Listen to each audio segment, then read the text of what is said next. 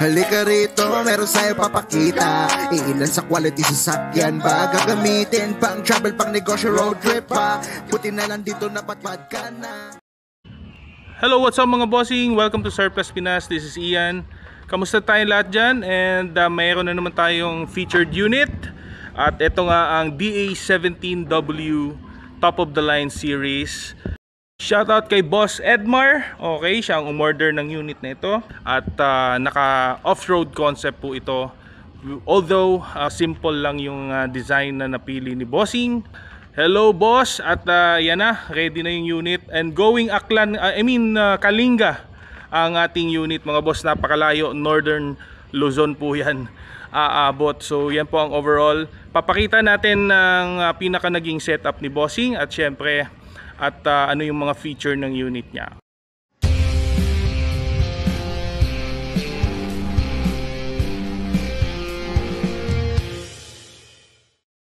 Alright, so yan nga mga bossing. Unang-una, wala tayong extra bumpers na pinalagay si Bossing, no?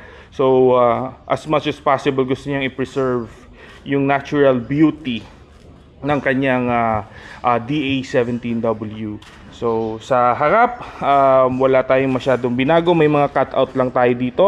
And naglagay ako ng honeycomb mesh dito sa, or not honeycomb but mesh para dito sa ating grills, just for added effect, no? So yan, of course sa mga top of the line, naka 3-layer headlight po. Alam po natin yan. And syempre it is equipped with original fog lights. So hindi siya installed or whatsoever. So factory factory produced itong mga fog lights na ito, original. So mostly kasi sa mga DA17V walang fog light. So mapapansin naman yan kasi walang ukit yung kanyang frame, kumbaga flat lang. Pero pinagmumukha natin siyang parang may fog light sa mga DA17V. So yung frame na ito hinulmahan, then yun yung ginawang frame din sa DA17V na ginagawa natin. Alright, so isa po yan. And yan yung mesh niya. So pala naka dual aircon to si Bossing as requested.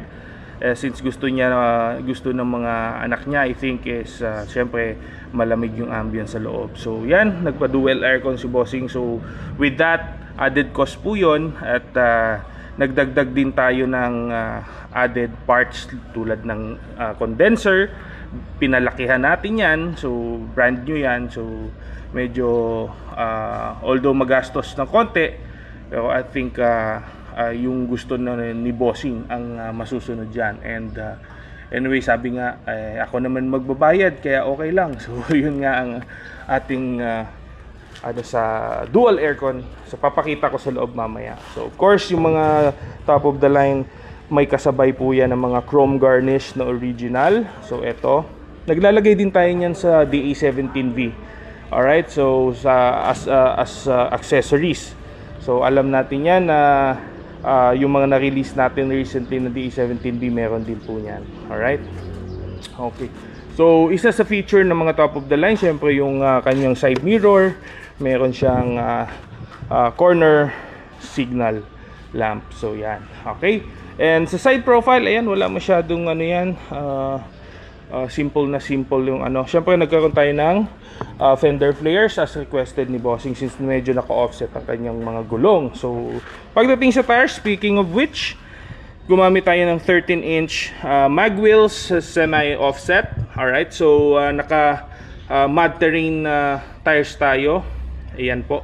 So parang off-road ang datingan. Siyempre naka-lift up din po ito ng 2 inches. And yan ang ating Comforcer mud terrain. So sa mga nagtatanong ano po bang size ng mga ganitong klaseng gulong, ayan po. Ayan, so 165/80 or 13. So kapag ganitong gulong, expect na natin na sasayad po yan sa wheel box natin. Kaya nagkakaroon tayo ng modification ng konti dito, for example sa ating yung tinatawag na mudguard, mini mudguard. May mudguard na maliit dyan So binabawasan yan. So ditong sa bumper, mapapansin natin may cutout, so kailangan din yan.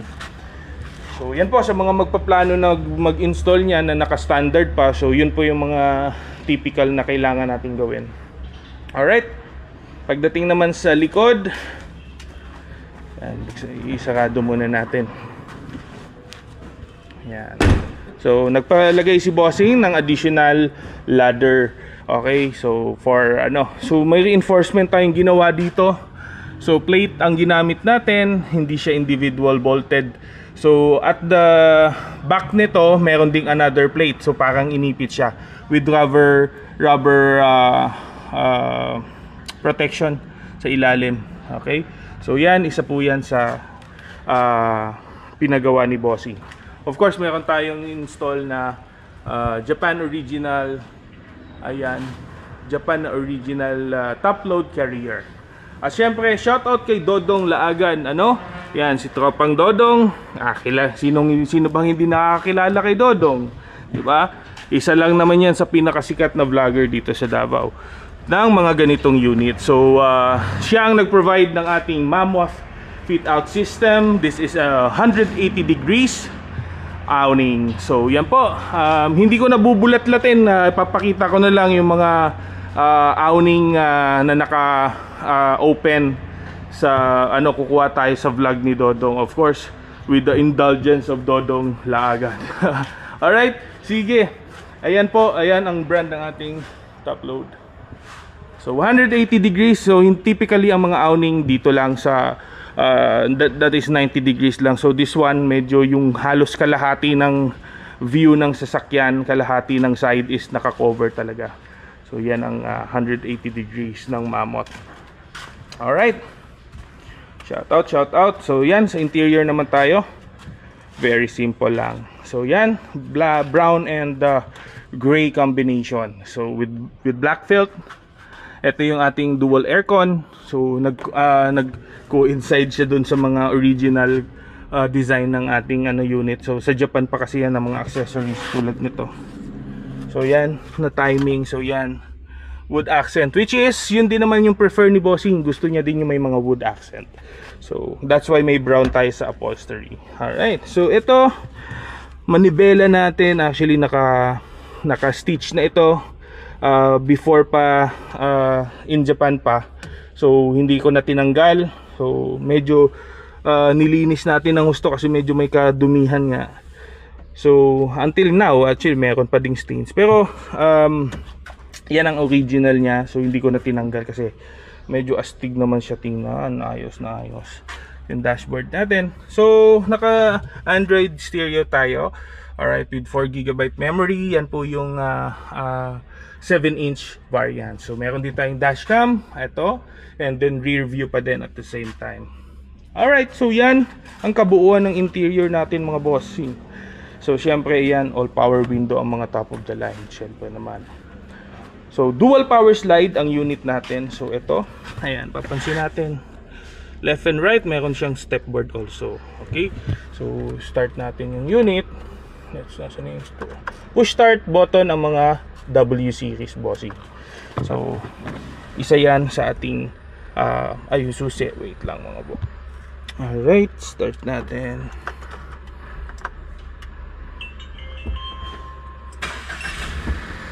There we go. Syempre aircon tayo at mainit ang panahon.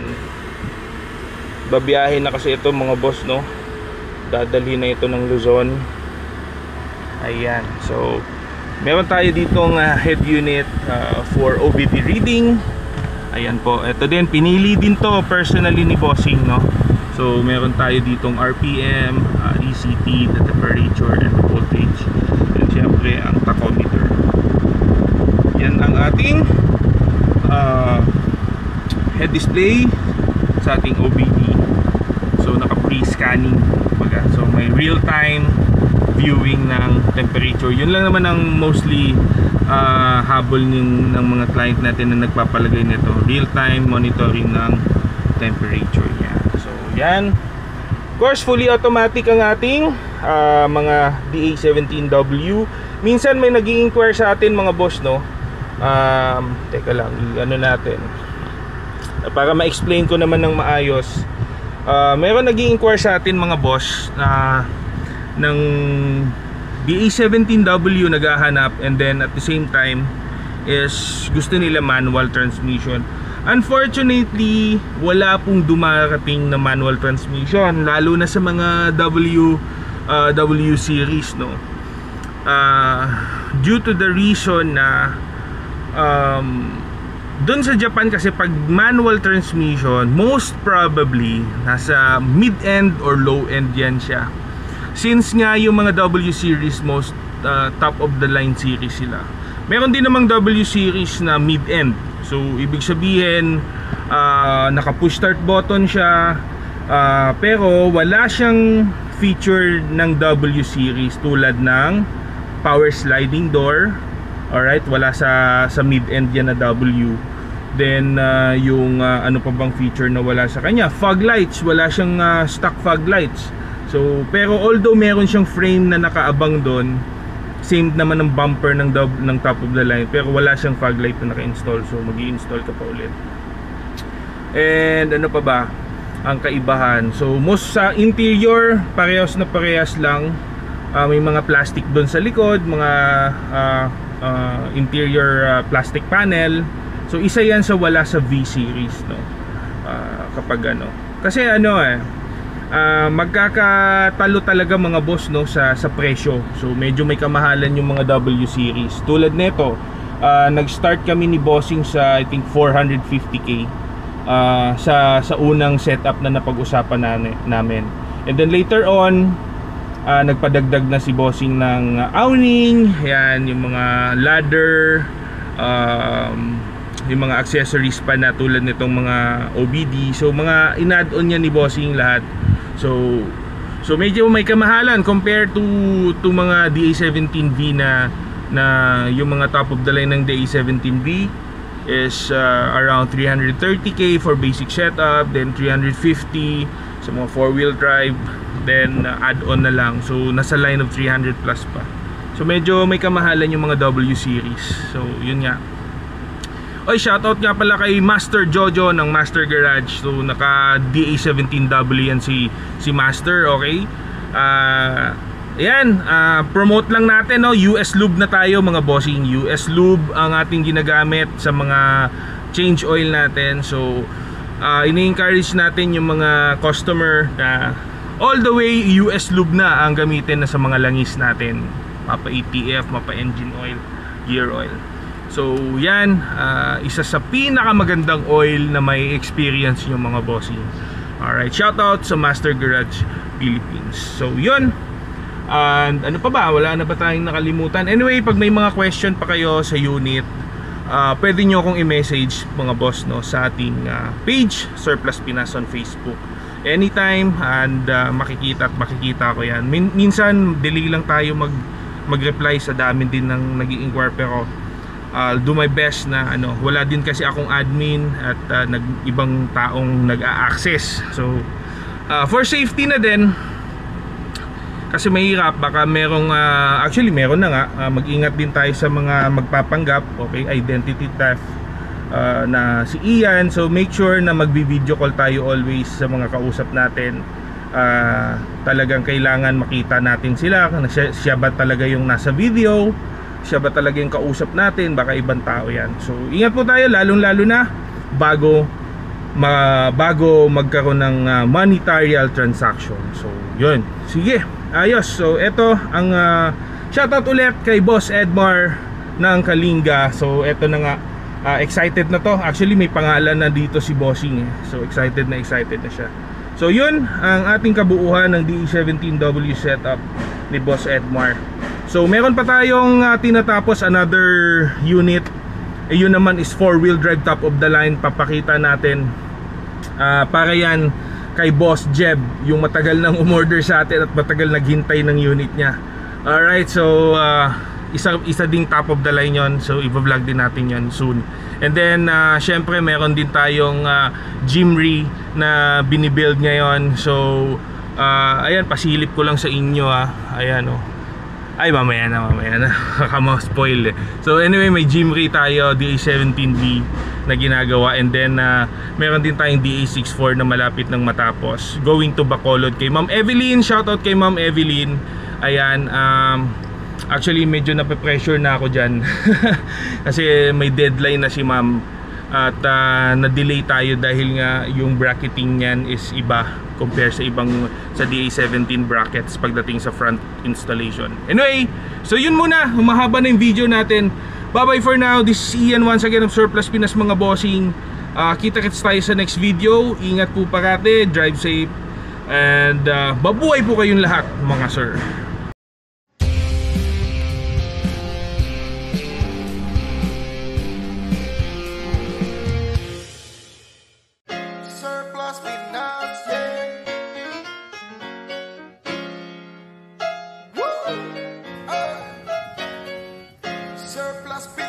Halika rito, meron sa'yo papakita. Iilan sa quality sasakyan ba gagamitin? Pang travel, pang negosyo, road trip pa. Buti na lang dito napatpad ka na.